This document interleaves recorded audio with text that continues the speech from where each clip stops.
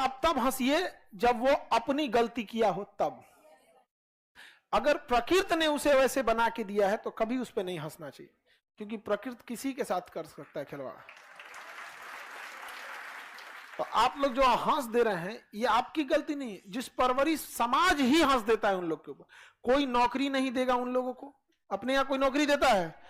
सरकार तो मजबूरी में, सरकार का तो नियम है, वो तो नियम बना दीजिए। कौन प्राइवेट आदमी अपने यहाँ उनको नौकरी देगा? कोई नहीं देता है।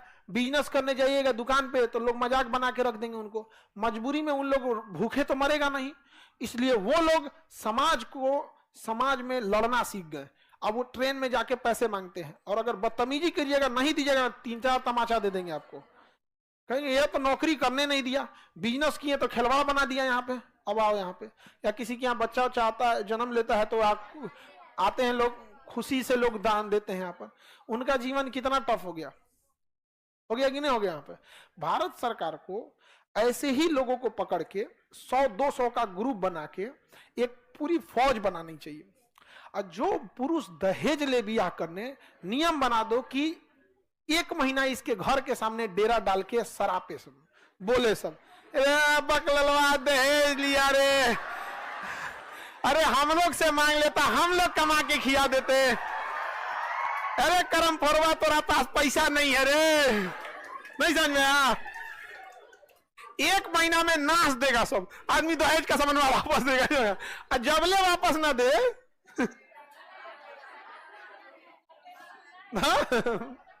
तब तक हटने मत दो, नहीं समझ में आया?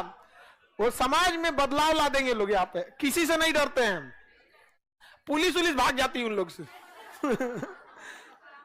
और उन पे कानून बड़ी सख्ती से लगता है ना, वहां पे समझ में आ रहा है कि नहीं आ रहा है? बहुत टफ कानून लगता है उन लोग के ऊपर यहाँ। तो ये सब चीजें हैं, लेकिन अब क्या कहिएगा, हम एक आदमी को समझेबो किए तो मिनिस्टर लेवल के थे, ऐसा कीजिए यहाँ पे, कहे खान सर आप तो एकदम समाजे बदलने में लग गए हैं, देख रहे हैं इलेक्शन सर पे। हम कहें ठीक भैया हमको लगा कि इन लोग का ध्यान नहीं है सब पे। हमारे हाथ में रहे दहेज ना, तो दहेज तो बहुत छोटी चीज हो जाती है, लोग ब्याह से डरने लगेंगे। दहेज पे कानून इतना सख्त बन जाएगा ना कि लोग ब्याह से डरेंगे, समझ में गया? रिश्ता तय कराएंगे ना तो सीसीटीवी कैमरा लगा के, देखिए भैया हम दहेज नहीं ना ले रहे हैं, कसम खा के बोलते हैं यहाँ पे, लिखिए दहेज नहीं ना ले रहे हैं। इतना टफ कानून बन जाए ना, लोग, संविधान में इतनी ताकत है ना।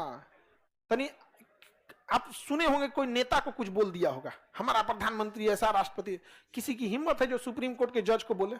तो बोल के दिखाओ, अगले दिन अवमानना का केस करके सुप्रीम कोर्ट में बुलाएगा, यहाँ पे इनको जेल भेजिए, यहाँ पे, समझा क्या? बोल के दिखाइए। कानून में वो ताकत होनी चाहिए यहाँ में। कानून अगर सख्त नहीं है ना तो लोग खिलवाड़ बना देंगे उसको यहाँ पर। और जब वो पैसा बचेगा तो आप लोग के किस में खर्चा होगा? एजुकेशन में। जब एजुकेट हो जाएंगे आप लोग तो पक्का देश आगे बढ़ेगा। हम लोग अकेले बस का नहीं है, पुरुष के बस का नहीं है, मजबूरी है जो आप लोग का साथ चाहिए ताकि देश आगे बढ़ सके। यहाँ सबका साथ चाहिए यहाँ पे। और हम लोगों ने एक ट्रांसजेंडर को बिना किसी काम के ही बाहर कर दिया समाज के बाहर तो किए ही, अर्थव्यवस्था से भी बाहर कर दिया उन्होंने। जब कारगिल की लड़ाई हो रही थी तो ये जो ट्रेन में से पैसा मांगते हैं लोग ना, तालियां बजा बजा के, इन्होंने चंदा दिया था भारतीय सेना को। शर्म करने की जरूरत है हम लोगों की, मांग के खाने वालों लोगों ने चंदा दिया था कि हमारी सेना लड़ रही है। आप सोचिए कितना इन लोग के अंदर, लेकिन क्या कीजिएगा, समाज है। जब आप अभी क्या है ना कि आप लोग अपने लिए लड़ रहे हो कि कहीं नौकरी हो जाए, सेटल्ड हो जाए, एक समय आएगा आपकी नौकरी हो चुकी रहेगी, परिवार सेटल हो चुका रहेगा, तब आप एक बड़े पैमाने पे समाज को देखेंगे ना तो रोना आ जाएगा आपको इस समाज को देख के कि किस लिए हम जी रहे हैं।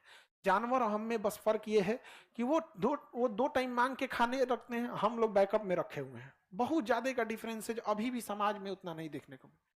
कोई किसी को लूट के करे, किसी की समस्या से हमें कोई फर्क नहीं पड़ता है। जब विडंबना हो गई यहाँ पर। और देखिए जो अत्याचार सहा कौन है? अशिक्षा के अभाव में। अशिक्षित, शिक्षा थोड़ा सा भी आ जाएगा ना तो सम्मान मिलते हैं। एक कुत्ता है ना, कुत्ता अगर वो थोड़ा सा शिक्षित मतलब ही नहीं कि लिखना पढ़ना सीख जाए, उसको बोले बैठो, अगर बैठ गया, खड़े हो, खड़ा हो जाएगा, हाथ मिलाओ, हाथ मिला, उसका बहुत इज्जत होगा। थोड़ा सा इज्जत, वो शिक्षा नहीं है, वो शिक्षा की शुरुआत है।